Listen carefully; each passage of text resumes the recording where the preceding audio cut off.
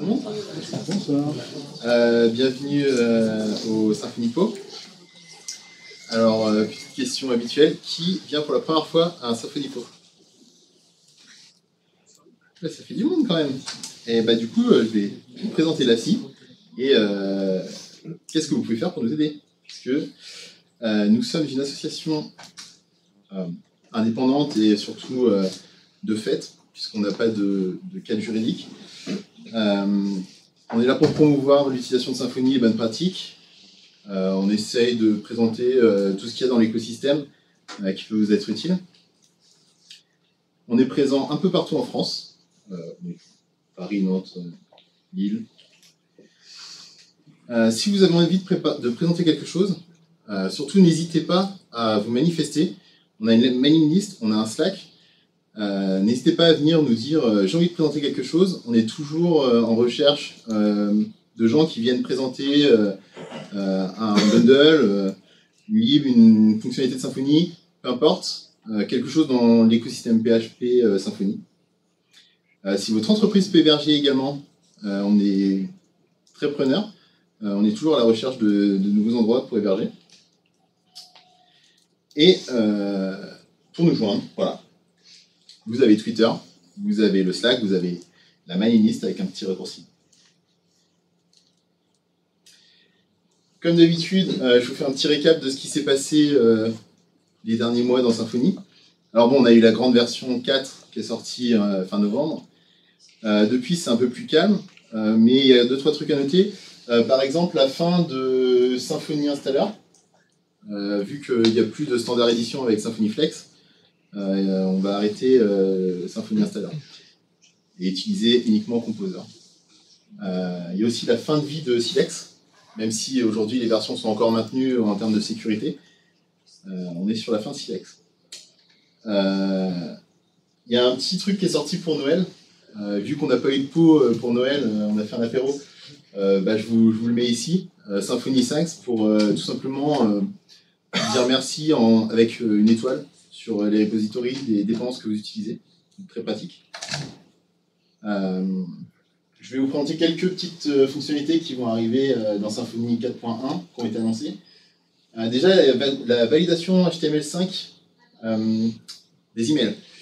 Pourquoi validation HTML5? C'est tout simplement qu'aujourd'hui, si vous faites une validation d'email, ça ne correspond pas à la validation HTML5. Donc ça ne correspond pas au formulaire. Donc pour certaines personnes, ça peut être bizarre. Donc voilà, on a rajouté une nouvelle option qui permet de valider en HTML5. Les préfixes de route qui étaient disponibles uniquement dans les annotations pour les contrôleurs sont maintenant disponibles dans la configuration. C'est cool aussi.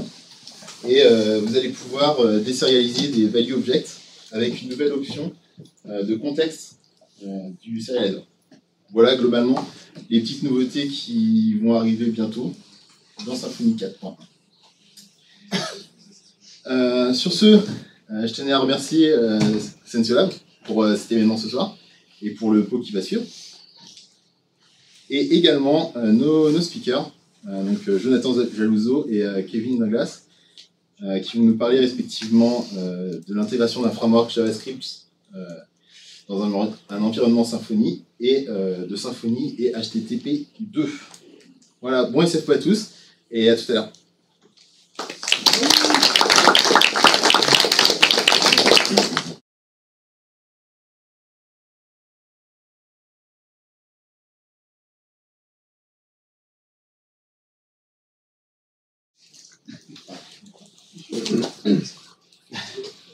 Bonsoir à tous et bonne année. J'ai encore le droit de le faire, on n'est pas à la fin du mois. Aujourd'hui, je vais vous parler donc de Symfony, de React et du JS. On va faire un petit peu le tour de ces trois technos. Bon, avant je me présente, donc je suis Jonathan Jalouzo, je travaille chez Eleven Labs, ça se voit, il y aura des logos partout. J'ai mis le t-shirt Eleven Labs, on m'a forcé, hein, j'étais pas venu avec. Qu'est-ce que je fais chez Eleven Labs? Je suis project manager, ça veut rien dire. Donc je suis vendu un petit peu partout. En ce moment, je suis architecte Symfony chez l'étudiant. Je m'occupe de refaire leur CMS en Symfony 4. Et je suis expert en web performance chez France Média Monde. Donc je m'occupe de leur refonte en Symfony et Vue.js. Voilà. Vous pouvez me retrouver sur Twitter, c'est CaptainJojo42. Et sur GitHub, Captain Jojo. Voilà. Là, c'est fini. Ok, je commence par un GIF. Il va en avoir tout le long, et aujourd'hui, alors pour ceux qui ont déjà vu des confs que j'ai déjà donnés, je mets toujours 15 milliards de GIFs. Bon, il n'y a que ça dans mes confs. La dernière fois, c'était les chats, et là, j'ai envie de faire les loutres. Parce que je trouve que c'est un animal super mignon. Ouais, il est tout mignon. Voilà. Donc il va en avoir plein, faut pas s'inquiéter. Pourquoi cette présentation? En fait, en ce moment, je suis en charge des réponses appel d'offres chez Eleven, et tout le monde nous demande de faire des frameworks JavaScript. Voilà. Tout le monde a envie de faire ça, plus personne ne veut faire du jQuery. Les devs, de toute façon, ont envie de faire du Vue.js ou du React. Mais ils sont pas chauds pour faire un serveur en Node, ils sont pas encore chauds pour faire du server-side rendering. Du coup, on met quand même un Symfony. Donc à chaque fois, on a la même problématique, il faut intégrer notre framework JavaScript avec Symfony. Donc là, aujourd'hui, je vais vous mettre deux exemples de cas clients qu'on a eu concrets, sur lesquels on a travaillé, avec différentes versions de Symfony. En plus, moi j'aime bien ce genre de framework. Avant, le JavaScript, c'était voilà, pas ma tasse de thé. Et en fait, avec ces frameworks-là, j'ai l'impression qu'on est un peu plus professionnel, qu'on arrive à faire des trucs intéressants. Donc voilà, ça marche aussi avec du Angular. Hein. Je ne l'ai pas mis, mais si vous voulez faire du Angular, mettez du Angular. Ah, une petite loutre. On va commencer par l'intégration de React. Comment on l'a intégré? Alors là, la présentation, elle est faite sur du code qui vient du monde.fr, où avant j'étais lead développeur. On a mis en place un site mobile en full Symfony, avec dessus des petits composants React. C'est pas une SPA, c'est vraiment des petits composants. Et donc là, on va intégrer un flux infini. Alors la stack, donc vous installez Symfony 2.8, ouais, je suis encore un petit peu à l'ancienne, mais vous pouvez installer Symfony 3, ça marche aussi, et on verra du Symfony 4 tout à l'heure. Ensuite, comment ça va se passer? Bon, la base, c'est déjà vous installez votre package JSON et vous installez React. Ça, c'est simple. Ensuite, on installe tout ce qui est à côté de React. On installe Babel pour pouvoir faire du V8. On installe le script de validation de lintage, ESLint. Et surtout, on va commencer à configurer Webpack. Je parlerai tout à l'heure de Webpack encore. Là, à l'époque, on ne l'a pas utilisé. Donc vous allez voir la config, c'est pas la même chose que Webpack encore. Hop. Ouais, c'est vraiment la merde. Bon, je vous passe les détails, hein, mais voilà à quoi ressemble le package JSON, donc tout ce qu'on va aller chercher. Pour React, moi j'utilise toujours Jest pour faire les tests. Déjà parce que c'est fait par la même boîte, hein, c'est quand même fait par Facebook, du coup c'est vachement bien lié. On peut faire des trucs super sympas. Et après, comme vous pouvez voir en haut, là, c'est Webpack qui va tout gérer, et qui va gérer ma config de dev et ma config de prod. Je vous passe les détails en haut, hein, mais pour le ESLint, j'utilise Airbnb, je pense que comme tout le monde. Voilà, je ne sais pas pourquoi c'est eux qui ont gagné, mais ils ont gagné. Et puis, ça, c'est des petits trucs un peu sympas, mais pour mapper des noms directement de composants et pour ensuite pouvoir les utiliser dans les imports plus facilement. Et là, vous avez la Webpack config, voilà, qui est pas mal, hein, qui est un petit peu longue. Voilà. Donc c'est ce genre de config que, alors franchement, j'ai jamais compris comment ça marchait. Hein. Donc me posez pas de questions sur comment ça a été fait. C'est un dev qui s'est dit, moi je vais essayer de comprendre, et qui a réussi à faire ça, quoi. Le seul truc que je sais, c'est que ça permet à la fin de générer 3 fichiers. Ça va nous générer un fichier qui était inliné directement, qui allait chercher du JS plutôt métier, voilà, qui ne servait pas du tout dans le React, qui lui allait inliner en direct dans la page. Ça c'est pour des soucis de web performance, parce que c'est un peu notre kiff. Et ensuite ça allait chercher les vendeurs d'un côté, que ça allait packager, donc tout ce qui est React, Redux, etc. Et puis à côté le code React qu'on a mis dans l'application. Alors là, vu qu'on était en Symfony 2.8, nous on a mis le code React dans ressources script.js à la classique. Et à partir de là, on a fait toute une arborescence React qui permet de gérer tout ça. Donc l'arborescence est la même que vous trouvez dans le tuto Redux que vous voulez faire. C'est les actions, les réduceurs, je ne me rappelle plus de tout, les conteneurs, les composants et le store. Voilà, des trucs classiques. Et on avait mis les tests JS au même endroit, pour pas s'embêter, et des tests comme ça, ils étaient chargés. Où est-ce que j'étais? J'étais là. Je vous remets. Alors je vous passe le détail sur la partie Redux, sur tout ce qui va être vraiment travailler sur le JavaScript. Je pense que si vous avez envie d'en faire, vous allez lire des tutos, vous éclater. Il y en a 15 milliards sur le net. Je vous conseille ceux qui sont plutôt sur les pages officielles, parce que les autres, des fois, c'est un petit peu bizarre. Voilà. Ensuite, là, c'est cool. J'ai mon Symfony qui tourne. J'ai généré mes fichiers. Comment je fais parler les deux? C'est ça qui est important. 3 choses. Donc déjà, il faut un entry point pour React.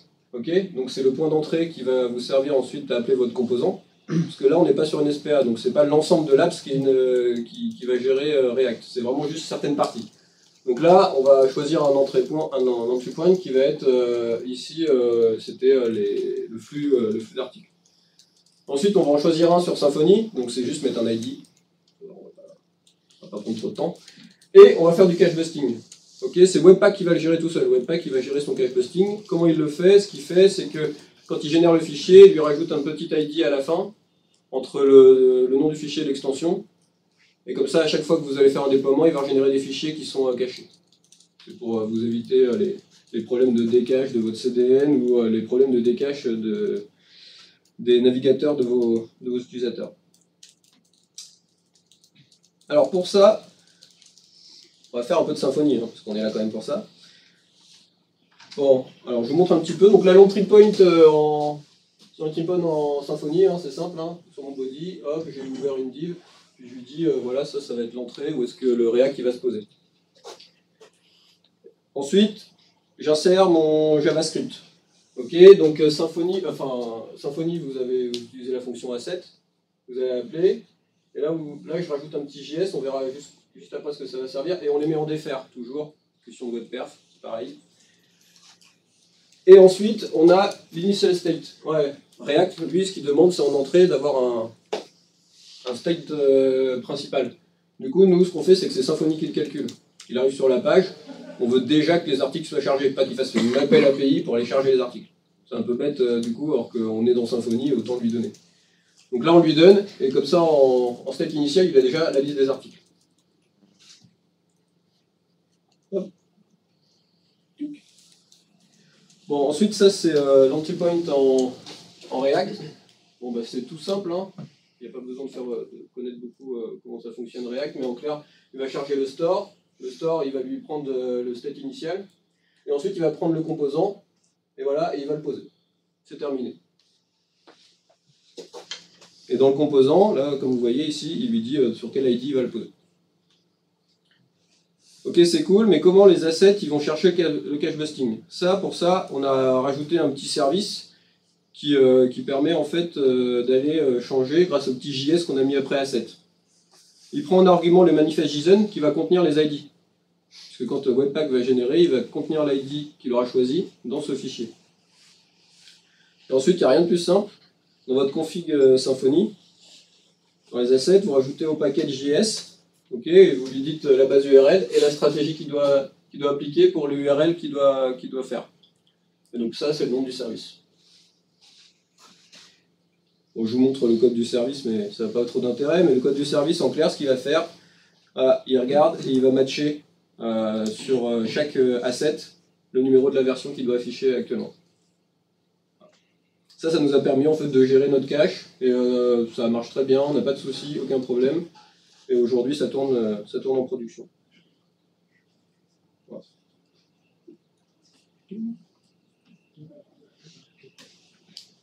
Voilà. Donc là, l'autre a marqué un panier et on va pouvoir avancer sur la suite. Sur la suite, on va être un petit peu plus sur les nouvelles techno. On va pas faire du Symfony 2.8. On va intégrer Vue. Alors là, ils vont s'intégrer encore mieux. Parce que là, on va faire du SSR, mais en PHP. Donc SSR, j'expliquerai juste après, mais on va le faire directement dans Symfony. Pour l'installation, j'ai pris du Symfony 4, avec Flex. Les seuls composeurs que j'ai fait, c'est annotation et twig. Moi, j'ai rien besoin d'autre. Moi, je veux juste afficher une page rapidement. Et du coup, les annotations, c'est pour les routings. Le twig, c'est pour le display. Ensuite, j'ajoute Webpack encore. Webpack encore, donc c'est une librairie Symfony qui est une surcouche de Webpack et qui permet du coup d'aller plus vite dans sa configuration. En clair, les devs JS, ils avaient une configuration qu'on ne comprenait pas. On a fait les devs PHP, on crée leur configuration qui était simple. Ensuite, on va créer le composant Vue. Alors, on va créer un tout petit composant, ça va aller super vite. Et on va mettre en place le entry point. Hop. Donc on y va. On va faire dans le sens. Bon, je ne sais pas si il y en a beaucoup qui ont mis des projets Symfony 4 en production. C'est pas mal. Bon, les Symfony 4, ça ressemble à ça. Voilà. Donc vous avez à la place de web, vous avez public, le SRC, puis après vous avez vos configs juste en haut, et les assets plus haut. Donc, et Webpack encore, ça ressemble à ça. Vous voyez, ça c'est ma config pour mettre mon Vue.js. Comparé à tout à l'heure, on a quand même gagné en efficacité. Donc là, tout ce que ça va faire, ça va prendre en output, ça va envoyer tous les fichiers dans public bulk. Ça récupère tout ce qui est dans apps, enfin dans asset.js.apps.js, et puis va lui donner le nom apps.js. Donc, ce qu'il vous reste à faire, c'est faire votre... bon, je pense que ça, tout le monde sait le faire, hein, un petit contrôleur. Ouais, c'est pas simple, hein, c'est la partie difficile du code. Hein. Ensuite, voilà, on va juste faire un petit affichage. Donc là, on veut faire en Vue une vraie SPA, c'est-à-dire que une fois que l'appli va être loadée, c'est Vue qui va gérer tout. Il va gérer son routeur, il va avancer dans les états, etc. Symfony va juste servir à l'entrée. Ne me demandez pas pourquoi, hein, c'est juste que le client voulait absolument garder Symfony. Donc ensuite, on va aller chercher le apps.js. Je vous montre comment on fait un petit composant Vue. Voilà, c'est 2 fichiers. Ça, c'est un petit composant. Alors, je pense qu'il est assez clair. Il a affiché Hello World à la place du message. Et ça, c'est l'entry point de l'apps Vue. Donc vous allez charger Vue. Ce qui est bien avec le Webpack encore, c'est que pour aller charger Vue, je ne sais pas si vous avez fait attention, mais en bas, il y avait juste besoin de faire... voilà. Et il va charger Vue. Même pas besoin d'aller chercher le vendeur. Super rapide. Donc une fois que vous avez fait ça, normalement, vous avez votre apps qui s'affiche et qui affiche au début, qui va afficher salut, et puis qui va ensuite afficher le bon message. Donc ça, c'est cool, mais c'est pas du SSR. Qu'est-ce que c'est du SSR? Parce qu'il a été vraiment cool. Je le remets un petit peu. Voilà. Donc ça c'est cool, c'est fait, mais comme je disais, c'est pas du SSR. Qu'est-ce que c'est du SSR? Server-side rendering, ça veut dire qu'on affiche le JS et il est déjà chargé quand la page complète est déjà chargée quand le navigateur arrive. Donc c'est-à-dire, vous arrivez sur votre navigateur. Ce que ça fait aujourd'hui, ça fait la page blanche, le petit blink, le JS il se load, hop, il va chercher les infos, il affiche. Ok, ça c'est chiant, le SEO il aime pas trop, même si Google il dit que c'est pas grave, en vrai c'est grave. Et du coup, ce que préconisent les devs qui font surtout des gros frameworks type Redux, type React et Vue, c'est de faire du SSR, c'est-à-dire que la page elle va charger sur votre serveur, elle va être générée, et elle arrive, elle est directement générée dans le code source. C'est pas le JS qui va générer, et JS ensuite reprend la main, se remet sur le DOM, et puis continue à avancer. Donc ça c'est idéal pour les SPA, ça permet d'avoir la page directement générée, vous avez un gain de SEO et surtout un gain de performance. Quand vous arrivez, la page est générée, vous n'avez pas ce petit blink, l'utilisateur il n'aime pas trop ça. Donc voilà. Comment ça marche?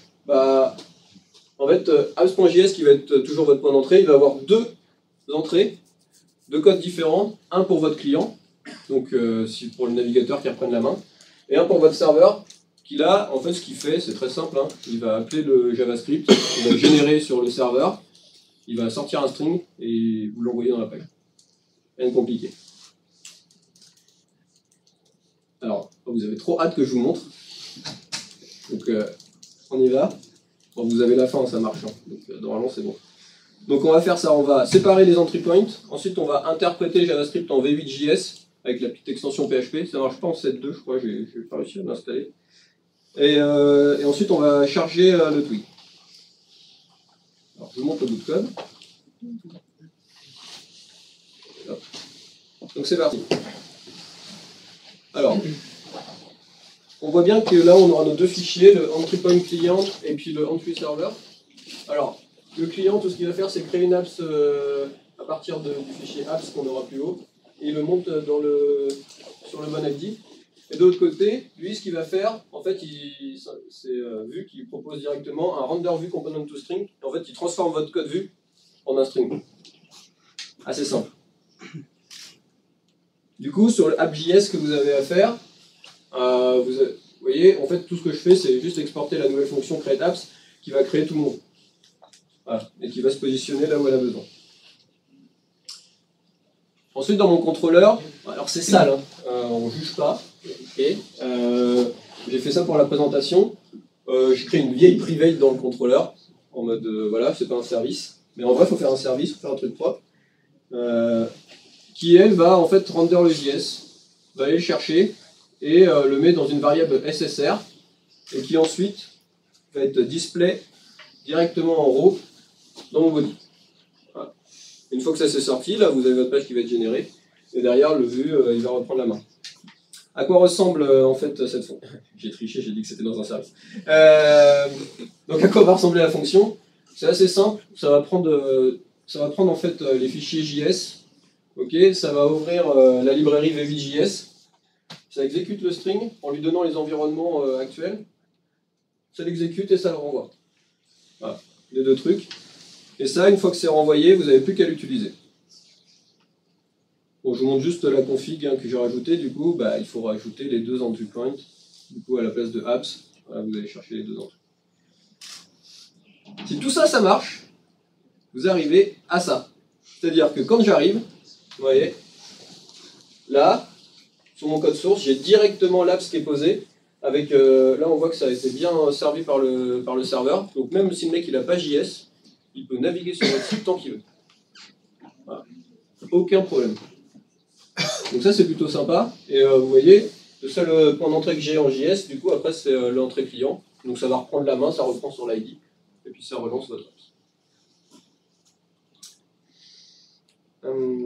Voilà, c'est pas mal. Ensuite, qu'est-ce que je voulais dire? Ah oui.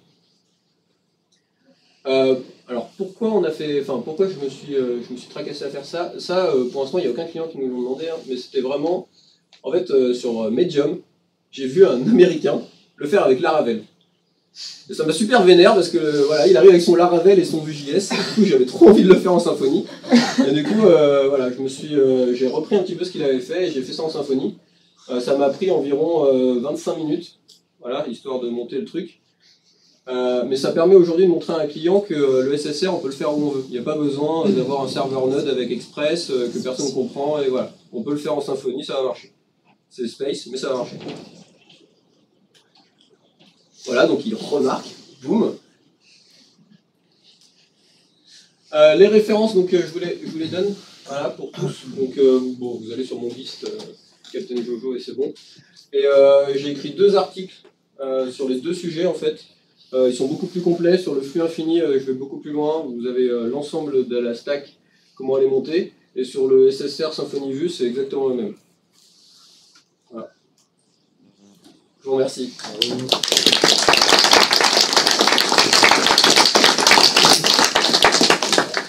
Est-ce que vous avez des questions?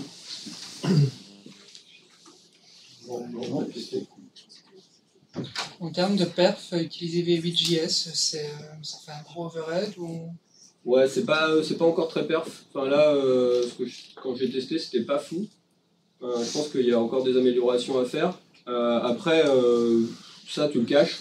Et du coup, en vrai, c'est plutôt sympa. Donc je pense que le mieux, ça serait de générer la string au moment... Enfin, si tu n'as pas besoin de données dans le JS, le mieux, ça serait de le générer au moment du déploiement. Tu génères, et puis après, tu le récupères facilement. Voilà, faire ce genre de choses. Là, ça permettrait peut-être de gagner en performance. Okay. Pas de questions? Ouais. Souvent, ce qui est embêtant, c'est que ta SPA, elle va récupérer des données via Ajax, ouais. en fetch ou bien via XML HTTP request. Et du coup, si tu veux que ton SSR fonctionne correctement, il faut que ton appli, quand ton JS est exécuté côté serveur, qu'il fasse aussi les sous-requêtes HTTP. Ouais. Tu récupères le contenu et que tu le renvoies au navigateur. Ça, vous l'avez géré comment du coup? Ça, pour l'instant, je l'ai pas géré. En fait, justement, c'est un des soucis qui est super compliqué. De toute façon, dans le SSR, tu regardes tous les tutos, même les tutos React, les mecs, ils font une appli qui est statique. C'est facile, mais effectivement, quand tu dois commencer à avoir de la donnée, tu peux le gérer. Il y a plusieurs options. J'ai vu des gens mettre ça dans un... En fait, tu calcules tout sur le PHP. Voilà, tu calculerais tout sur le PHP et tu lui enverrais dans un store dès le début. Et du coup, il saurait, selon si dans le store c'est déjà rempli ou pas, ne pas utiliser les API. Voilà. mais c'est pas encore très au point, je trouve. Donc voilà, il y a des solutions qui devraient apparaître, je pense, d'ici quelques mois peut-être. Mais là, effectivement, c'est pas simple. Mais même quand tu fais du SSR propre en Node, ça marche pas très bien quand même. Voilà. Donc, faut voir. Ouais. Après moi c'était juste pour souligner que tu as un moment mais c'est parce que j'imagine c'est parce que tu étais en 2.8 mais tu utilises la version stratégie. Oui. Sauf que maintenant on a directement nativement t'as les fonctionnalités. En 2.8. Voilà. C'était pour ça que je voulais juste. Mais oui, sur les nouvelles versions, c'est bien d'ailleurs. C'est pratique. Ok. Personne suivante.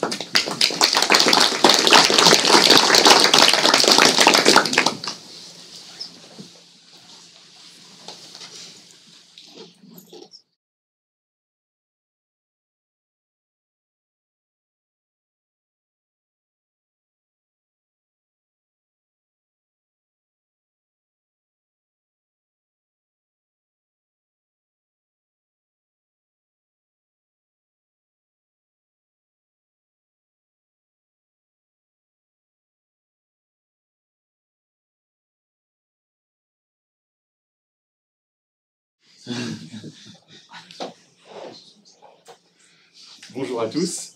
Je vais vous parler aujourd'hui de Symfony, de PHP et de HTTP2. Et ça va être, je pense, un bon complément au talk précédent, parce que c'est plutôt fait pour ce genre de cas où on va vouloir faire du server-side rendering, ou en tout cas intégrer du PHP et un client en JavaScript.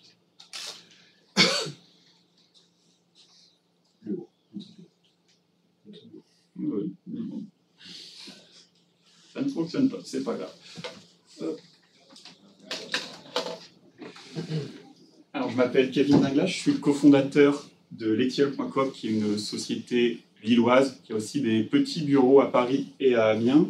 Je fais partie de la Core Team Symfony. Je maintiens quelques composants, dont celui que je vais vous présenter ce soir, qui s'appelle WebLink. Alors, qui a déjà utilisé le composant WebLink de Symfony? Quand même une personne, bravo, il n'y a pas de doc, c'est plutôt pas mal. C'était pas évident.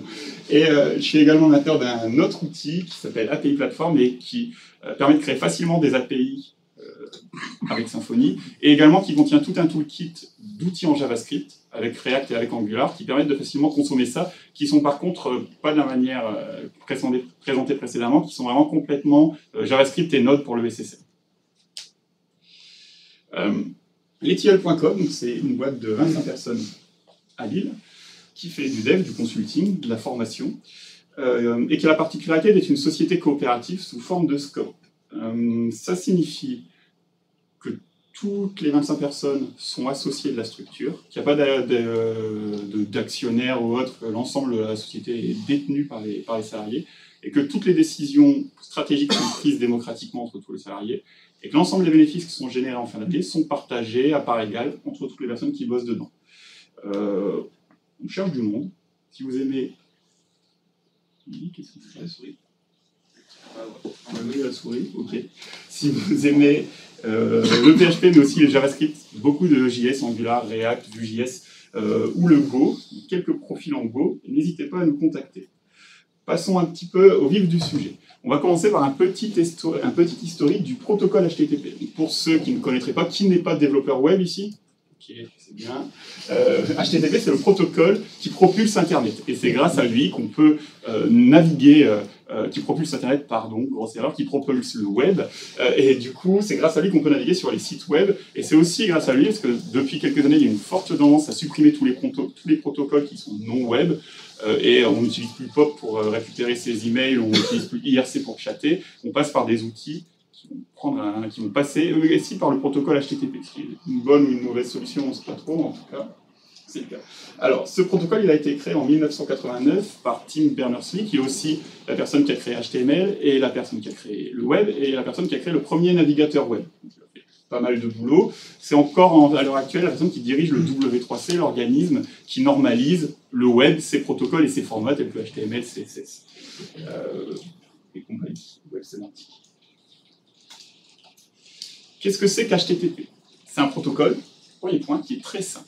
On va le voir. En tout cas, HTTP1, c'est un protocole qui est vraiment fait pour être pour pouvoir être manipulé en ligne de commande, pour pouvoir être manipulé par un agent automatisé, un navigateur, ou curl, ce genre d'outil, mais aussi par un humain qui voudrait directement se connecter au serveur. Et pour ça, pour que ce soit simple, c'est un protocole qui est full text. C'est-à-dire qu'on envoie des requêtes vers le serveur et on récupère les réponses depuis ce serveur en envoyant du texte brut, historiquement en ASCII, ça a un petit peu évolué depuis, mais historiquement c'était de l'ASCII. C'est un format qui est hypermédia, donc c'est le principe de base du web, c'est-à-dire que le web, c'est une architecture qui est orientée ressources, on expose des documents, et le principe de l'hypermédia, c'est de pouvoir naviguer de document en document via des liens, les liens hypertextes, d'où le terme initial, Hypertext Transfer Protocol. C'est un protocole qui est bâti au-dessus des couches réseau plus basses, en l'occurrence IP et TCP, et c'est un protocole qui est complètement stateless, on vous demande une ressource auprès du serveur, on récupère cette ressource via la réponse, et on coupe la connexion TCP. C'est bon jusque-là, vous me suivez? Alors, à quoi ça ressemblait du HTTP de 1991 ? Il n'y avait même pas forcément besoin d'être informaticien pour pouvoir le manipuler en ligne de commande. On ouvre un socket TCP vers un serveur sur un port, par défaut le port 80, je ne vous apprends rien normalement. On a une seule instruction qui s'appelle get, et on passe en paramètre une URL, qui est l'adresse de la ressource que l'on veut télécharger depuis ce serveur. Le serveur nous renvoie le contenu de cette ressource, généralement du HTML, à cette époque-là en tout cas, et coupe la connexion. OK ? Le web, à cette époque, ressemble à ça, et c'est une révolution parce que les protocoles précédents, peut-être pas tous, mais en tout cas les protocoles massivement utilisés, sont très spécifiques à la plateforme, au système d'exploitation, et puis au navigateur qu'on utilise. Là, on a un format standard, ouvert, qui permet aux universitaires principalement de consulter des documents n'importe où, depuis n'importe quelle plateforme. Et de les lier entre eux. Ça commence à se démocratiser, à sortir un petit peu du cercle des simples universitaires, et on a introduit une nouvelle version de ce protocole en 1996, HTTP 1.0. La grosse nouveauté de ce protocole, c'est l'ajout de métadonnées. Ces métadonnées, vous les manipulez probablement très souvent avec Symfony, plus difficilement, parce que ça passe par des variables d'environnement avec PHP, c'est les entêtes. On a les entêtes, on a aussi les codes de retour des status codes, et on a un système de versionning du protocole qui est instauré et qui ne va pas servir à grand chose jusqu'à récemment, parce qu'on avait en gros un substitut d'HTTP. On a quelques autres opérations qui sont rajoutées, entre autres POST qui permet cette fois-ci d'envoyer des données vers le serveur, de changer l'état du serveur, et puis la méthode head qui permet de récupérer uniquement ces fameuses métadonnées, ces entêtes HTTP. On introduit la possibilité de non pas uniquement récupérer des documents HTML, mais aussi tout type de documents, y compris des fichiers binaires, malgré que ce soit un protocole qui est textuel. Du coup, on fait des bidouilles, parce que c'est clairement des bidouilles qui vont permettre de prendre n'importe quel format binaire et de l'empacter dans ce protocole en mode texte. On va voir que ça va causer, entre autres, des problèmes de performance. Et on ajoute plein de fonctionnalités qui commencent à être nécessaires pour la démocratisation du web, pour l'apparition par la suite du web 2.0, des sites e-commerce, etc., etc. Entre autres, un mécanisme d'authentification et d'autorisation, un mécanisme de cache, un mécanisme de négociation de contenu, la possibilité de faire l'upload de fichiers depuis le client, le support de reverse proxies, et ce genre de choses pour améliorer les performances ou la sécurité. Protocole un petit peu plus compliqué, qui ressemble très très fort à ce que vous avez l'habitude de manipuler au quotidien. On a toujours le get et puis l'adresse URL, sauf que maintenant on a en plus une version de protocole. On a ces nouvelles métadonnées, il y en a qui sont prédéfinies dans le protocole et puis on peut en ajouter.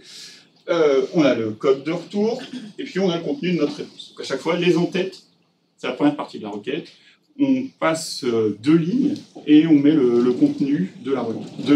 On met le contenu de la requête. Et après, quand on a 2 lignes vides, on récupère la réponse. Alors, 1997, juste après, beaucoup d'éditeurs, entre autres ce qui va devenir plus tard Netscape, maintenant Mozilla qui commence à apparaître, et puis des boîtes comme Microsoft qui commencent à s'intéresser de très près à cette nouvelle technologie, des serveurs, des clients, et la première version du protocole HTTP qui va être un standard de l'IETF, qui va devenir un vrai standard de l'Internet. Les autres n'étaient que des propositions de manière informelle, là ça devient un standard ouvert du web. Les changements entre HTTP 1.1 et HTTP 1.0, c'est principalement des optimisations de performance. Vous allez voir, c'est quelque chose qui va perdurer jusqu'à maintenant, et HTTP 2. Entre autres, c'est la possibilité, c'est une petite cassure avec le fonctionnement initial du web, c'est ce qu'on appelle le keep alive et le request pipelining, c'est la possibilité dans une même connexion TCP d'envoyer plusieurs requêtes et de récupérer plusieurs réponses. C'est aussi la possibilité d'avoir des réponses dont on ne connaît pas la taille à l'avance. C'est déjà un mécanisme un peu plus avancé, mais tout ça encore encapsulé dans du texte, encore encapsulé dans un protocole qui n'était pas spécialement conçu pour ça à la base. Et plein de nouvelles optimisations, la possibilité de compresser avec gzip puis deflate les contenus pour que ça prenne moins de bande passante, et des fonctionnalités comme le cache, etc. Ce protocole, donc c'était jusqu'il y a peu la seule version officielle du protocole HTTP disponible, même s'il a été étendu par quelques autres RFC, entre autres via l'ajout du protocole WebDAV et l'ajout de quelques extensions comme la méthode HTTP patch. Ça permet de faire une mise à jour partielle d'une ressource. Alors, à quoi ça... Tiens, les emojis ne passent pas. À quoi ça ressemble du HTTP 1.1 ? Ça ressemble toujours très très fort à du HTTP 1.0, sauf qu'on peut mettre ce genre de métadonnées qui vont transférer en coding chunk, qui va indiquer au client qu'on va envoyer en streaming, en bout par bout, le contenu de la réponse HTTP. Du coup, là, des mécanismes un tout petit peu plus avancés. On va dire, voilà, je vais envoyer sans octet. J'ai le contenu. Ensuite, je peux dire, voilà, la taille de chaque bloc. Le dernier doit se finir par 0. Et dans la même connexion TCP, je vais pouvoir, le client va pouvoir demander d'autres ressources sans attendre, sans que ce soit séquentiel, ce qu'on appelle le pipelining. C'est-à-dire que là, on demande la favicon, ensuite on demande le style.CSS, et ensuite, le navigateur, il doit nous les renvoyer dans l'ordre, mais par contre, il peut nous renvoyer tout de suite la favicon, puis ensuite, dans la foulée, le style CSS. OK pour ce problème de performance. Alors, vous voyez la date, la dernière version avant HTTP du protocole qui propulse Internet mobile sur les iPhones, voilà, ça date de 1997, on est en 2018, donc ça a plus de 10 ans, ce qui est énorme dans le monde de la technologie. Et depuis, il y a eu, je l'ai dit, quelques RFC, mais très très peu de modifications en profondeur, ce qui fait que ce protocole, qui était au départ fait pour être très très simple, très facile à manipuler, crée des goulots d'étranglement, pose des problèmes de performance.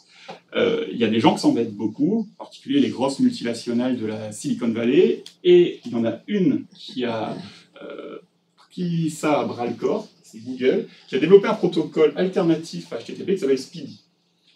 Qui a déjà entendu parler de Speedy ? Pas mal de monde quand même. Ok. Ce protocole avait pour but de permettre de remplacer HTTP en le rendant plus performant. C'est vraiment le seul objectif, ou le quasi seul objectif, on va voir qu'il y a quelques petits détails quand même, de HTTP 2 et de Speedy, c'est d'aller plus vite, de limiter la ressource serveur utilisée, de limiter la bande passante réseau utilisée. Ce protocole, il a gros changement avec les versions précédentes, c'est que c'est un protocole qui est binaire. Ce n'est plus du texte, et du coup, j'ai pu vous faire de petits screens, de petits enregistrements des requêtes qui passent par le tuyau, parce que cette fois-ci, elles sont binaires, et on ne peut pas les lire, un humain ne peut pas les lire directement, il faut un logiciel qui permet de le faire. Il supporte nativement le multiplexing des requêtes. Alors, différence entre pipelining et multiplexing.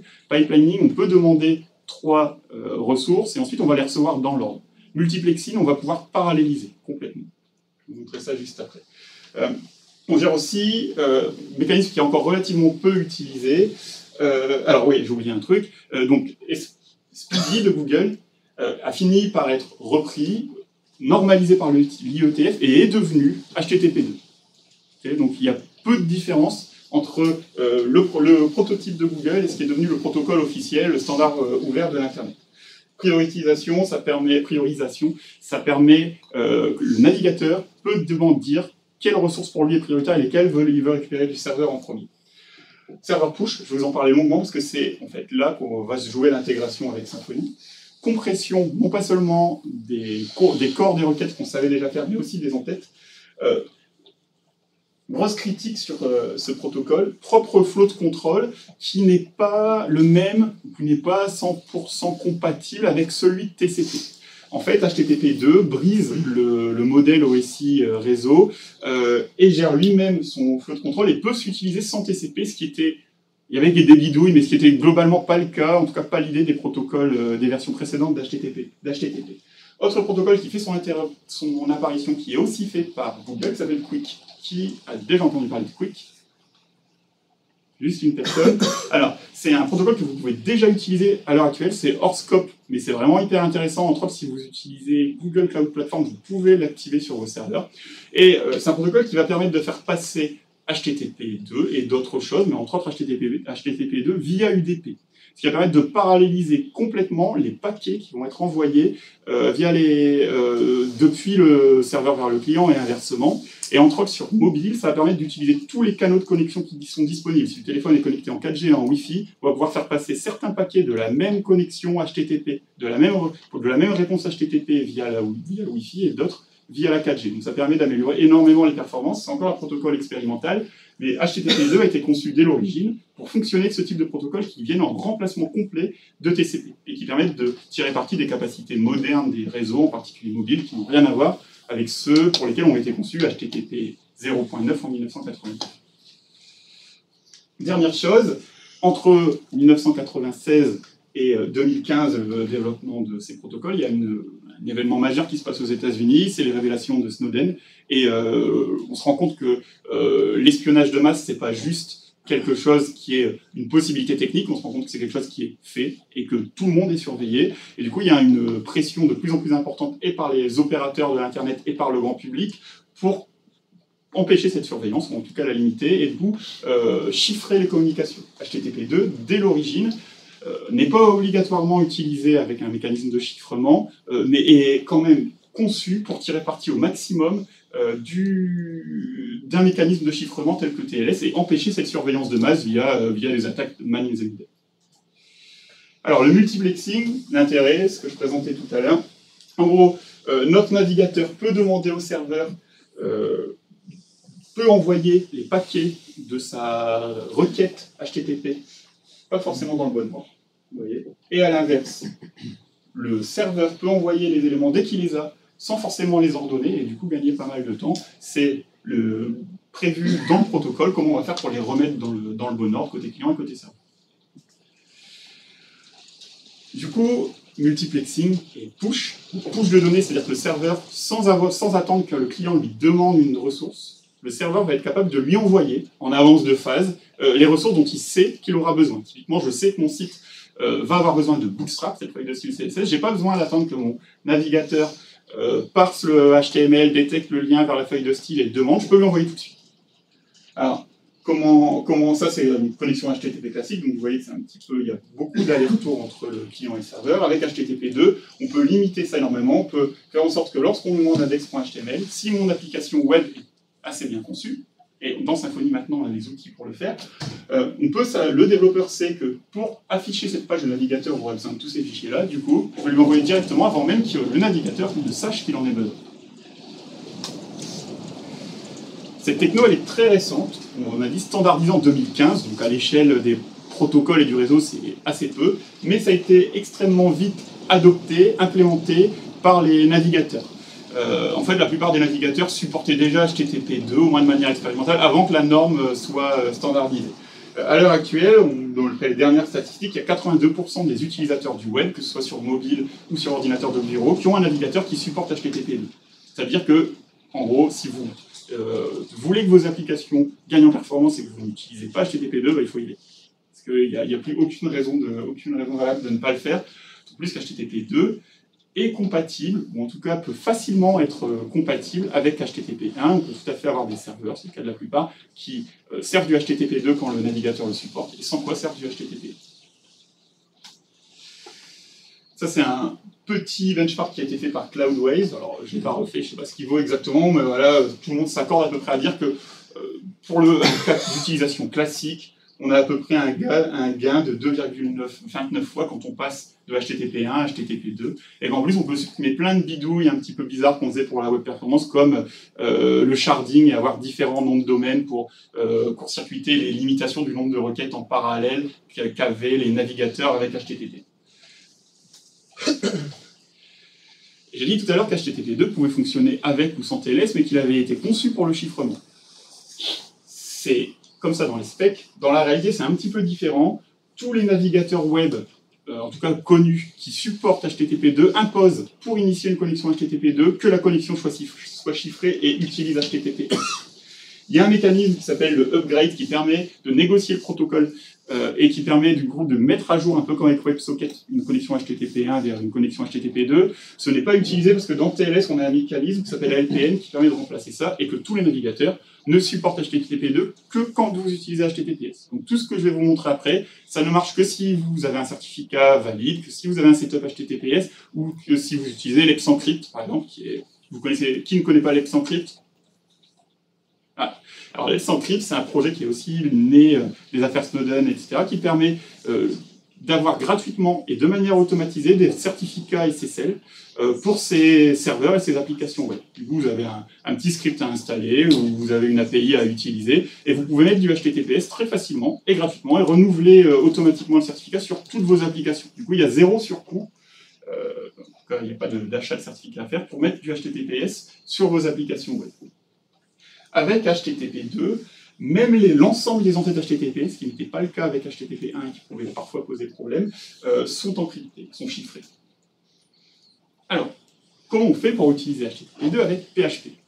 On entend souvent, c'est un peu une légende urbaine sur Internet, que PHP c'est un langage qui ne supporte pas HTTP2, ce qui est pas complètement faux, mais ce qui n'est pas vrai non plus, contrairement à des langages comme Go qui ont un support natif de HTTP2. En fait, PHP, la plupart du temps, on va pas l'exposer directement sur Internet, mais on va soit l'embarquer dans un serveur web avec le mode Apache quand on utilise Apache, ou alors utiliser PHP FPM et avoir un proxy, un serveur web en frontal qui va lui-même déléguer les requêtes au serveur PHP FPM. Et tant que votre serveur web supporte HTTPS, tous les serveurs web modernes le supportent, pas au même niveau d'efficacité, en tout cas tous le supportent. Et bien en fait, ça va fonctionner. Parce que le serveur web va se charger de répondre aux requêtes qui lui sont faites en HTTP2, et quand il va passer les données en fait, le serveur web va toujours extraire les données qui sont envoyées par le navigateur, par l'utilisateur, au format CGI, ou un truc qui ressemble au format CGI, au format FastTGI, comme ça se faisait il y a 20 ans, et passer des variables d'environnement, généralement, ou alors, en tout cas, des variables qui vont ressembler aux variables d'environnement CGI, les fameuses super global PHP, $get, $post, etc., et puis les $serveurs où je récupère mes entêtes avec les serveurs HTTP-. Ok. Du coup, en fait, quand le serveur va être en mode HTTPS, il va se comporter exactement pareil. Au client, il va exposer, il va dialoguer en HTTP2, HTTPS. Au serveur PHP FPM ou au module Apache, il va lui passer les mêmes variables d'environnement. Ça signifie que pour faire marcher vos applications PHP, en tout cas sans utiliser les fonctionnalités avancées avec HTTP2, vous n'avez rien de plus à faire qu'activer le support d'HTTP2 sur votre serveur web préféré, et tout va continuer de fonctionner à peu près correctement. Si vous avez des tests automatisés, c'est quand même mieux. Alors, PHP, le langage lui-même, ne supporte pas encore effectivement le protocole HTTP. Donc, quand on utilise des solutions comme React PHP, qui est une réimplémentation, quelque chose d'assez similaire à Node, donc un serveur PHP qui écrit lui-même en PHP, là, ça ne fonctionne pas. Mais c'est des cas qui sont très très rares. Le cas vraiment standard, c'est de passer par un serveur web, et là, vous pouvez utiliser HTTPS dès maintenant. Pour configurer un Nginx, c'est pas très compliqué. Alors, il faut toujours avoir une config SSL qui fonctionne. Ça, c'est le prérequis. Si vous n'avez pas l'EpsEncrypt, si vous n'avez pas vos propres certificats SSL, il faut le faire. Mais ensuite, vous avez votre config SSL, vous avez votre config FastCGI avec Nginx. Il suffit de rajouter cette ligne-là, et vous avez un serveur HTTPS qui fonctionne. Ça marche. Votre application, elle peut bénéficier des gains de performance qu'on a vu juste avant, et puis des gains en sécurité si vous n'aviez pas encore du TLS. Attention, Nginx a un gros défaut. Sa version gratuite ne supporte pas le push. Ne supporte pas les push-ins. Je vais vous parler de ça un peu plus en détail après. Si vous avez la version payante d'Nginx, par contre, ça le fait. Apache, lui, supporte tout. Il supporte les push-ins, il supporte HTTPS, et pour l'activer, c'est pas beaucoup plus compliqué. J'ai mode Apache ou mode PHP dans Apache, ou du PHP FPM, j'ai cette ligne à rajouter, et j'ai du HTTP2 sur mon serveur. Donc vous voyez, pour ceux qui sont un peu ops, il n'y a pas de quoi en faire tout un plat. Forcément, ça se teste, forcément, il y a pas mal de conséquences sur des grosses infrastructures, etc. Mais pour les petits projets ou les projets sur lesquels on démarre, il n'y a aucune raison de ne pas le faire. Alors, il y a une autre manière assez populaire de faire, c'est que HTTP2 est compatible, en tout cas de manière haut niveau, avec HTTP1. Du coup, ce qu'on peut faire aussi, c'est brancher un reverse proxy qui va faire terminaison TLS et puis serveur HTTP2 et qui, lui, va prendre la connexion qui vient de l'extérieur et sur le réseau interne, continuer à utiliser du HTTP1. Le reverse proxy va se charger, quand il va renvoyer la réponse du serveur, de la convertir à nouveau en HTTP2. Pour ça, les prestataires comme Cloudflare et Fastly le font très très bien, et ça marche tout seul. Voilà, on a juste à configurer correctement nos serveurs DNS, puis on a ce mécanisme-là, et là on n'a même pas besoin de mettre à jour la config de nos serveurs. Juste à prendre un abonnement. Cloudflare étant gratuit dans la plupart des cas. Alors ça c'est pour la partie serveur, juste en ayant fait ça, on a une appli PHP Symfony qui supporte TLS HTTP2 qui a ses gains de performance. En PHP, on a souvent l'habitude aussi de requêter des API externes, donc on est PHP cette fois-ci le client. Autant côté serveur, on n'a pas grand-chose, autant côté client, même si les streams PHP ne supportent pas encore HTTPS, on a quand même un petit peu de quoi faire. L'extension curl, qui permet de faire des requêtes HTTP vers un serveur externe, supporte depuis PHP 5.6, il me semble, HTTP2. On a juste à préciser le protocole que l'on veut utiliser via ces constantes, et cette requête va être effectuée par curl en HTTP2. Donc, pareil, pas d'excuse pour ne pas l'utiliser si le serveur de votre prestataire, de votre service de mail ou peu importe, fournit un endpoint HTTP2. Si on veut utiliser Guzzle, qui est une couche d'abstraction au-dessus de curl et pas mal d'autres choses d'un petit peu plus haut niveau, c'est encore plus simple. On a juste à préciser un paramètre, version 2.0, et cette requête partira en HTTP2. Alors, sauf que comment on utilise les fonctionnalités... Là, on a du HTTP2 basique. Comment on utilise les fonctionnalités avancées? Je suis webmaster, je suis... Ça se dit plus ça, webmaster? Je suis développeur web, développeur full stack. Je sais que mon site web a besoin d'une feuille de style, a besoin de fichiers JavaScript, comme dans l'exemple présenté avant, le fichier unifié, et je veux les envoyer directement sans attendre un round trip avec le client. Ça, malheureusement, les serveurs web ne vont pas être capables de le deviner tout seuls, il va falloir qu'on les aide un petit peu. Pour ce faire, le W3C a sorti une spécification qui fait une couche de compatibilité entre les entêtes type HTTP1 qu'on sait manipuler très bien avec du PHP ou avec n'importe quel langage de programmation. Ça va? Pas de blessé? C'est quoi?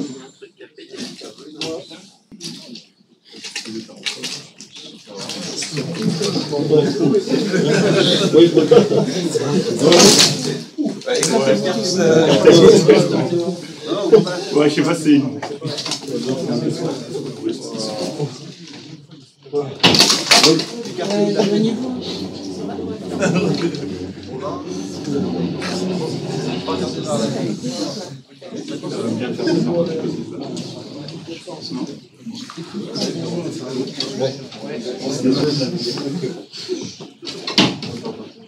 Ouais, je pense que ce sera mieux. Il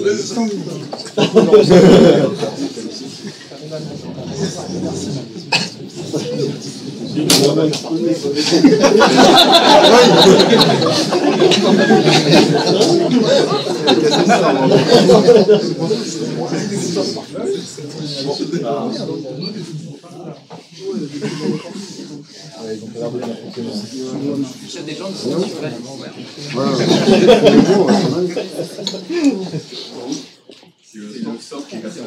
Tu veux interrompre? Non, c'est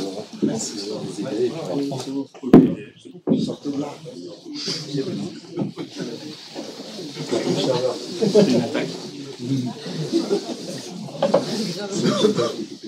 Ouais, c'est ça.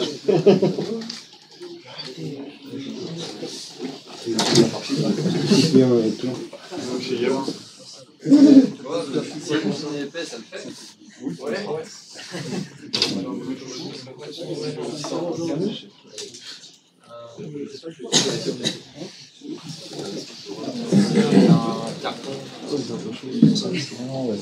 On va juste décaler ensemble.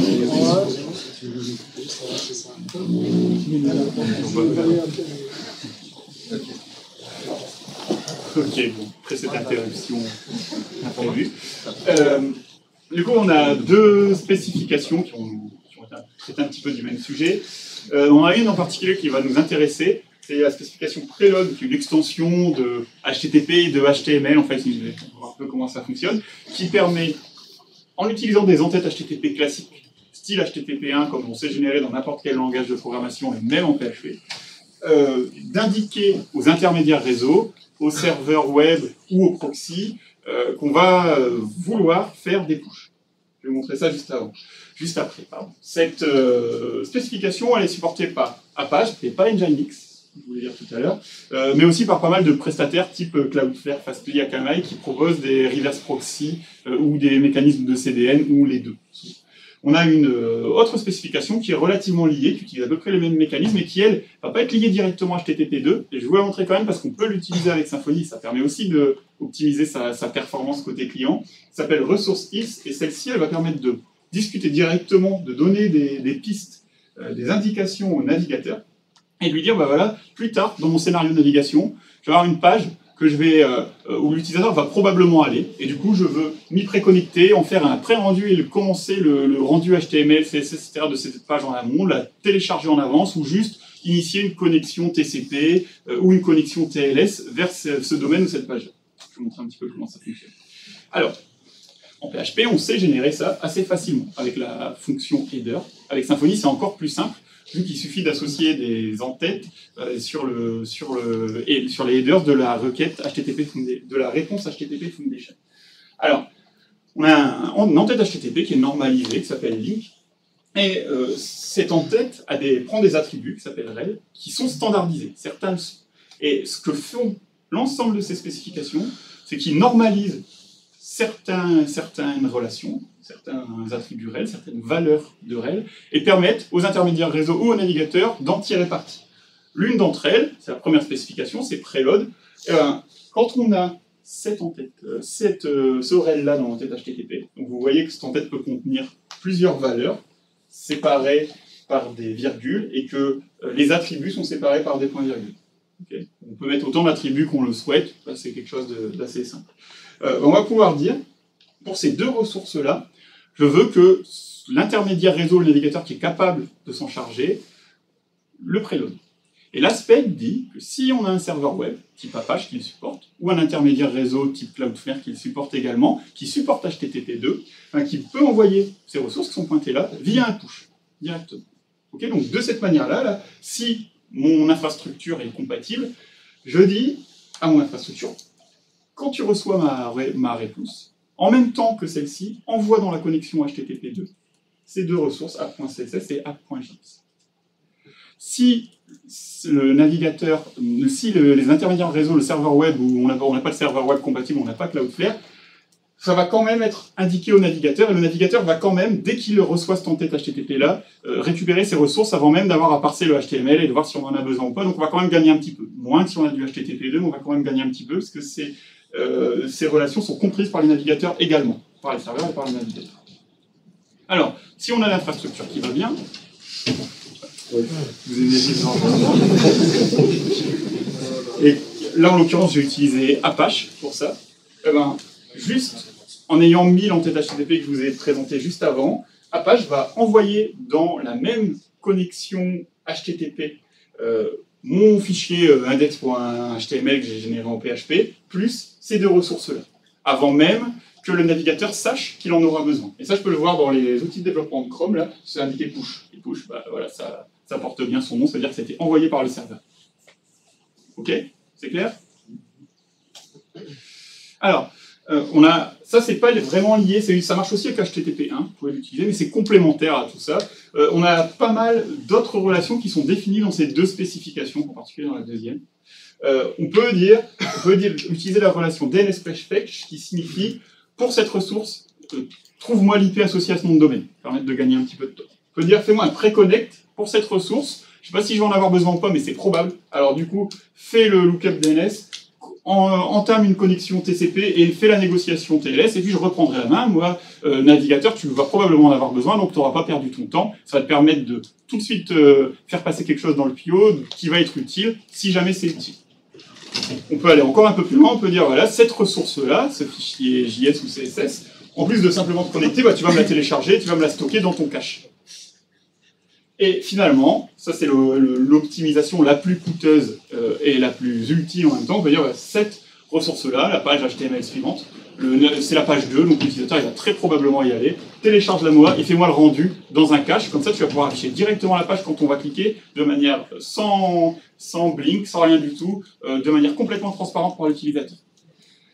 Tous ces en-têtes sont complètement optionnels. C'est-à-dire que l'intermédiaire réseau, type Apache, ça peut le faire, et le navigateur sont libres de les utiliser ou pas. Et si vous faites des tests, vous allez voir que c'est assez difficile à prédire. En fait, par exemple, Chrome va honorer ou pas ces hints que vous lui donnez en fonction de la charge de la machine, de la bande passante du réseau, de plein de critères qui sont assez difficiles à déterminer. Du coup, il faut garder en tête que là, on force le navigateur à rien du tout. On lui dit juste, si tu as les ressources pour, si tu sais le faire, fais-moi cette opération-là, ça va faire gagner du temps à l'utilisateur.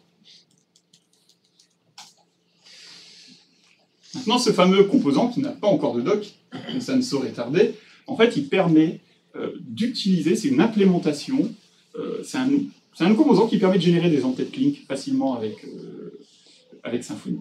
Et qui permet également d'implémenter toutes ces spécifications et toutes ces relations-là que je vous ai présentées juste avant. Voilà, du coup, manipuler HTTP2 et améliorer la web performance, en particulier quand on connaît les assets qu'on va devoir envoyer, c'est super facile quand on a ça disponible depuis Symfony 3.3, ce composant-là.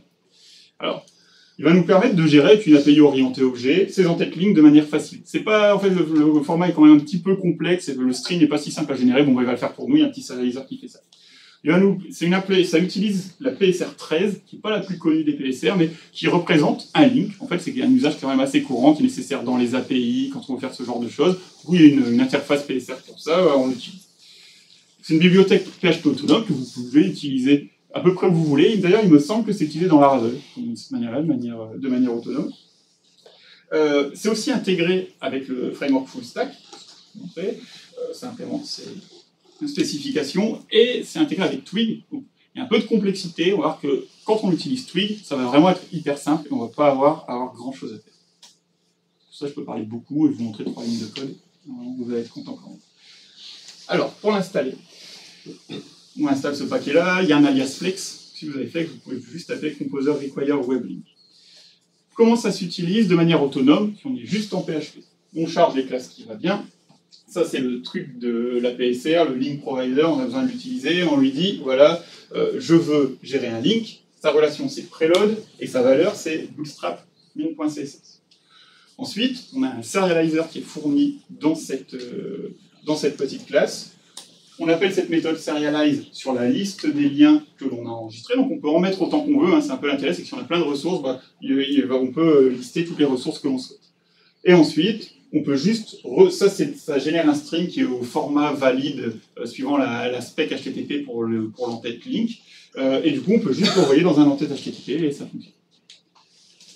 Là, on fait exactement la même chose, mais cette fois-ci avec Symfony. Alors, avec Symfony, on utilise, c'est un peu plus haut niveau, c'est un peu plus facile d'accès. On utilise les attributs de la requête HTTP. On a un attribut qui s'appelle links avec un tiret bas. La première fois, s'il n'a pas encore été utilisé, il faut l'initialiser avec un link provider PSR. Donc c'est en gros juste un tableau, une liste de links. Et ensuite, on peut le récupérer.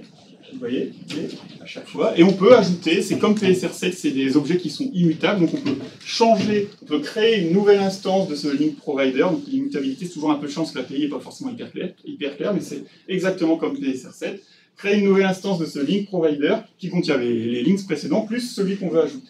Et pareil, on le set dans la request HTTP. Il y a un listener qui est fourni dans Symfony à la fin, donc ça vous pouvez le faire partout dans vos services, dans vos contrôleurs, à différents endroits de votre codebase. Le tout, c'est qu'à la fin, Symfony va prendre ce qu'il y a dans cet attribut links, et puis le request listener va serialiser tous les links qu'on a stockés au fur et à mesure du flow d'exécution de traitement de ma requête HTTP, via le HTTP kernel, et puis il va renvoyer ça dans un entête HTTP. Donc ça fait exactement la même chose que l'exemple précédent, sauf que c'est dans Symfony, je peux le manipuler directement. Et puis finalement, je vous disais, si vous utilisez Twig, et si vous voulez manipuler des assets, parce que les links, on n'est pas obligé de manipuler que des assets, je vous expliquerai à la fin, ça peut avoir un intérêt quand vous faites des API. Là, c'est encore plus simple. Ça utilise le listener dont je vous parlais précédemment, qui utilise les classes que je vous ai montrées dans la première requête. C'est juste, il y a des petites extensions Twig qui sont fournies. Et du coup, je peux juste écrire quelque chose comme ça, et automatiquement, mon link va être ajouté pour cette ressource. Si je veux utiliser asset pour avoir le cache busting comme dans le talk précédent, ça va marcher aussi. Du coup, je pourrais, généralement, ce que l'on fait, c'est preload, entre parenthèses, asset, entre parenthèses, le nom de mon fichier. Et là, juste en faisant ça, j'ai un en-tête link qui est généré, vous voyez, dans ma réponse HTTP. Et si je regarde ce que Chrome en fait, Chrome ou Firefox ou Opera, ça marche aussi, ben, mon fichier Bootstrap, parce que j'utilise les nouvelles Bootstrap 4 avec les nouvelles fonctionnalités en forme de Symfony, il est envoyé au navigateur directement, avant même que le navigateur sache qu'il en ait besoin. Du coup, j'ai amélioré drastiquement les performances visibles pour l'utilisateur, en tout cas, de mon application web. Il y a d'autres helpers qui sont fournis pour utiliser les autres fonctionnalités que je vous ai présentées juste avant. Link, c'est générique pour gérer n'importe quel lien. Par exemple, Link, c'est aussi utilisé pour dire quelle est la version alternative de la page ou pour dire quel est le flux RSS associé à cette page et quoi les fonctionnalités. Vous pouvez utiliser ces helpers pour ça. Je vous ai preload, DNS prefetch, preconnect, prefetch, prerender, que je vous ai présenté juste avant. Vous avez ça aussi sous forme d'helper stream. Si vous voulez essayer et que vous n'avez pas envie de vous emmerder à créer un setup HTTP2, HTTPS tout seul, on a vu que c'était pas très compliqué, mais il faut le faire. J'ai fait une petite image Docker pour Symfony 4 Flex qui permet d'utiliser ça. On va là-dessus. On le télécharge, on le désigne, on va dans le dossier, on tape Docker Compose Up et on obtient un setup Docker qui marche pour Symfony, PHP, qui est compatible production, etc. et qui est un serveur de développement cette fois-ci, qui permet d'avoir du HTTPS sur le localhost, parce que pour tester ces fonctionnalités, il faut du HTTPS même sur localhost. Du coup, si vous voulez développer et vérifier que ça marche, bah, vous n'avez pas le choix, il faut du HTTPS sur votre poste de développement. Et là, voilà, on voit que Chrome a détecté que automatiquement, quand j'utilise cette image Docker de développement, mon environnement de développement est servi en HTTPS, mais aussi en HTTP. Je peux commencer à travailler sur une Symfony direct en utilisant ces fonctionnalités-là. Et voilà, c'est tout ce que j'avais à vous montrer pour aujourd'hui.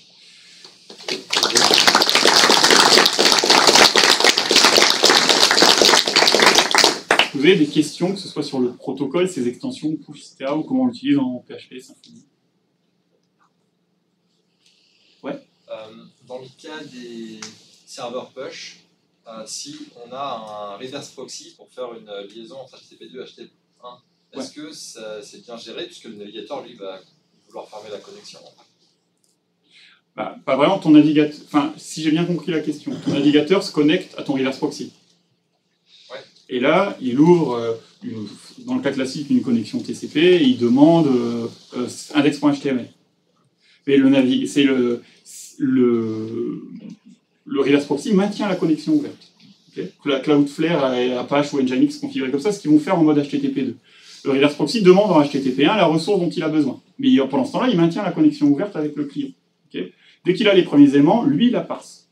Il voit qu'il y a nos ressources X, et là, directement, le reverse proxy va faire les autres requêtes HTTP1 en interne qui vont aller vite, cette fois-ci, pour récupérer les ressources. Il va commencer à envoyer les données de mon index.html vers le serveur en flux qui est ouvert, et puis dès qu'il a les données, par exemple du Bootstrap, là, qui viennent en interne, bah, il va les envoyer aussi, et vu qu'en plus on a du multiplexing, il va les envoyer en parallèle. D'accord. Okay, donc, en fait, effectivement, il y a du boulot à faire, mais c'est le reverse proxy ou le serveur web qui supporte HTTP2. Et c'est pour ça que c'était pas si simple l'implémentation d'HTTP2 dans ces composants-là, qui va s'en charger et qui va maintenir les flux ouverts là où il en a besoin. D'accord. Ouais. Dans le cas du push d'assets vers le browser, on est d'accord que ça ne peut marcher que si les assets sont sur le même domaine que la page. Alors, c'est compliqué, mais normalement non. Ça va dépendre comment est configuré le reverse proxy ou le reverse proxy ou le serveur web. Ça ne marche pas à tous les coups, mais par exemple Cloudflare va être capable de merger dans la même requête HTTP des données qui proviennent de plusieurs domaines. Ça dépend vraiment, c'est pareil, de l'implémentation au niveau du reverse proxy. La plupart ne savent pas le faire. Donc la réponse est plutôt non, mais théoriquement c'est possible et certains le font. Alors, il y a un autre truc auquel ça peut servir, je n'ai pas du tout présenté là, parce que souvent, sur les applis modernes, quand même, on sert une API en Symfony, et le reste, c'est une appli JS statique hébergée dans un CDN qui va déjà faire ça. Si on a nos assets, notre SPO, Progressive Web App, c'est affiché index.html statique qui charge vue, comme on a vu tout à l'heure, et qui est servi par un CDN. Ça va déjà être, les assets vont déjà être multiplexés en HTTP2, poussés, etc. L'intérêt que ça peut avoir quand même, ce que j'avais en tête quand j'ai implémenté ce composant, qui n'est pas encore terminé, c'est que ça pourrait nous simplifier beaucoup la création d'API. Sur une API, pour l'instant, on a souvent des mécanismes qui permettent de dire j'ai un user qui est lié à des groupes, et alors j'ai deux solutions, soit j'envoie juste un lien vers ce groupe et mon navigateur va faire plusieurs requêtes et puis ça prend du temps, il faut que j'attende que les requêtes soient arrivées avant de les envoyer, soit j'embarque les ressources dont j'ai besoin directement dans le JSON finalement de mon user, j'embarque les groupes. Avec ce type de mécanisme et avec HTTP2, ce qui est théoriquement possible de faire et ce qui se fait pas mal dans les API en Go, un très bon support de HTTP2 couches, c'est que j'ai toujours, comme en mode facile, je me casse pas la tête, juste des liens vers les relations que je veux autoriser. Par exemple, j'ai ID 1, groupe ID. Sauf que si j'ai un serveur qui est un petit peu intelligent, je pourrais juste rajouter dans des liens link quelles sont les ressources dont va avoir besoin le client, parce que je sais déterminer à peu près à l'avance, et puis les pusher via ce mécanisme-là. Ce qui permet d'avoir la facilité de développement et puis la facilité à mettre en cache, à tirer parti des reverse proxy comme Varnish, etc., pour que nos API, ce soit juste les réponses de nos API ne contiennent que les données de la ressource qu'on a demandé et pas avoir d'embedding de documents, un truc qui est toujours un petit peu compliqué. En même temps, avoir les performances similaires à si on avait l'embedding de documents, parce que finalement, c'est touché depuis le serveur. Du coup, il y a pas mal de trucs à creuser, c'est des trucs qui sont assez récents. C'est implémenté dans les serveurs grand public comme Nginx et Apache depuis assez peu, même dans les langages de programmation comme Go, on peut faire ça depuis 1 ou 2 ans. Il y a plein d'émulations autour de ça, et il y a probablement des vecteurs d'optimisation qui ne sont pas connus et qui sont à creuser. Si vous embêtez, n'hésitez pas à jeter un œil. Est-ce qu'il y a d'autres questions, ou est-ce qu'on va voir des bières? Merci.